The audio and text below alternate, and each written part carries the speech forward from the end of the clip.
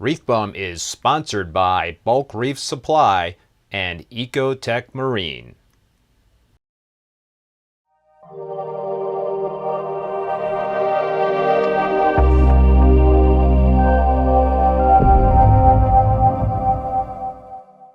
Hey everybody, and welcome back to another video.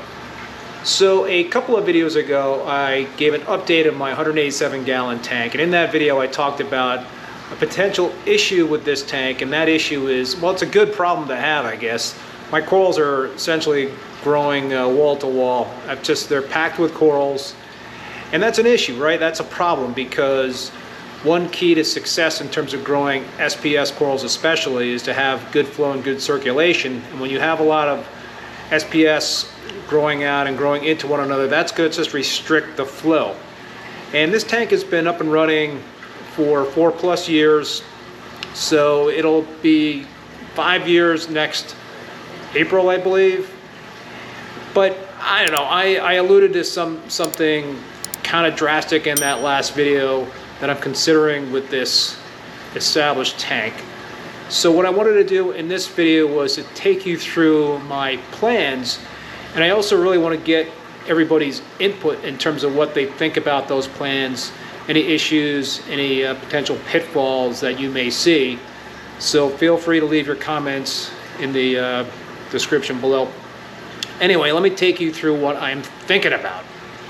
Okay, so what am I thinking of doing? And this is going to actually surprise, perhaps shock some of you that know my past experience with dry rock and my distaste for dry rock. But yeah, I'm actually thinking of swapping out the live rock in that tank for dry rock, and I thought it would be really cool to have an open aquascape, you know, really maximize the circulation in that tank, and do something like a negative space aquascape and NSA, and just have all frags in there.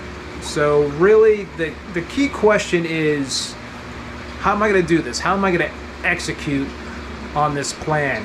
You know, I have such a beautiful tank that's been going for 4 years, and I don't want it to crash, right? I've got a lot of established colonies. I've got you know, a couple of frag tanks that are plumbed in to that beautiful display tank.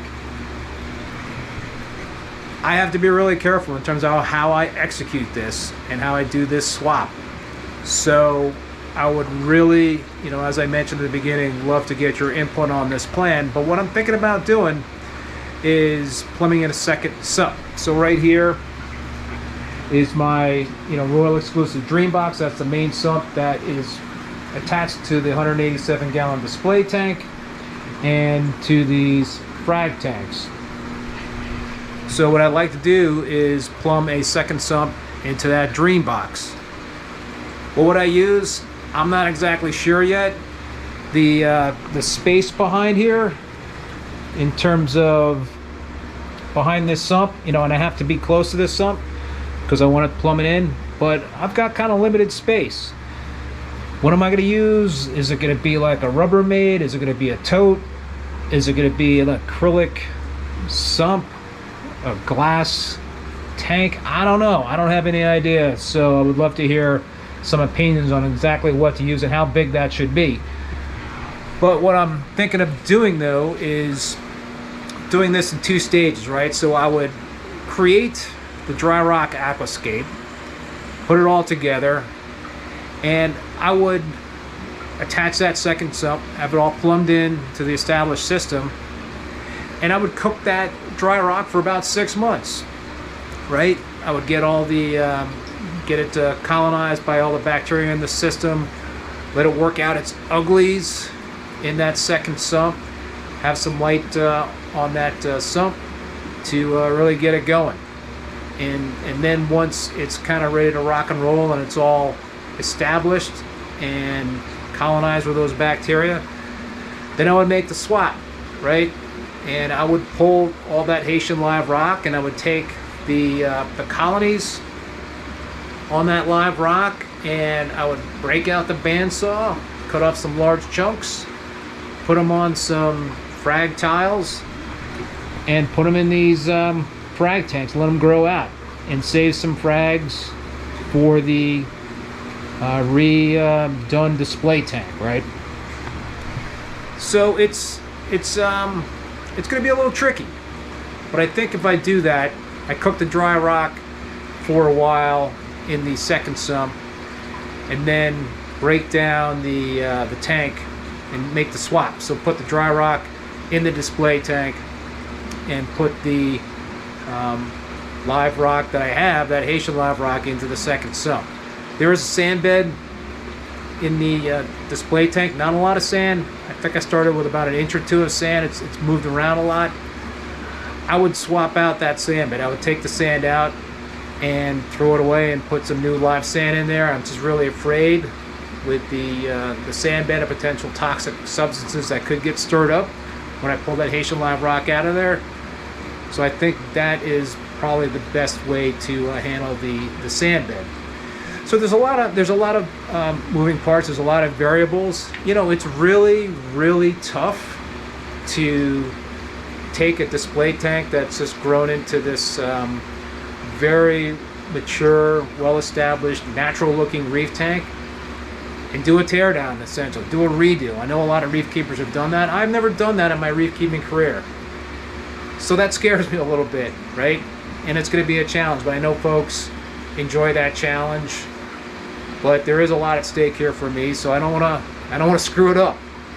And I got to really plan this out and sit with it for a while. I'm not going to make a hasty decision and do something with that system until I really have a good solid plan in place. So I want to take my time. And again, I would love to get your input in terms of how to go about doing this. Do I use any bacteria boosting products like MB7 from Brite? Well, I don't know. I really don't know. But, you know, the key again will be how I plumb that second sump into the main sump here, and really figure out in terms of how to fit it in properly. But it's got to be close to this sump because I'm going to have a return pump in here that'll just feed that second sump, and then I'll have a drain on that second sump that'll go right back into this dream box. So, you know, I'll be adding to the volume of the total system with that second sump. So in the end, will I do this? Will I have the guts? I don't know. I don't know if I'll really act on this plan or not. Like I said before, I have to really sit with it. Maybe I should put a poll out there and you folks can vote in terms of whether or not you think I'm going to actually go through with this plan. But I think it's a smart thinking when you have an old system to be proactively thinking ahead to try to potentially avoid the tank from going downhill. Well, that will do it for this video. If you liked it, please give it a thumbs up and hit that subscribe button if you haven't done so already. I also want to remind you about my premium SPS frag store on ReefBum.com. I will leave a link in the video description below. I'll also leave links from my equipment store. I do sell GHL, Royal Exclusiv, Bellum, and Reef Brite equipment, plus IceCap and Maxspect Gyres, as well as Reef Octopus calcium and Kalk reactors. Many of these products I do use personally on my tanks. Until next time, be safe and be well. Later.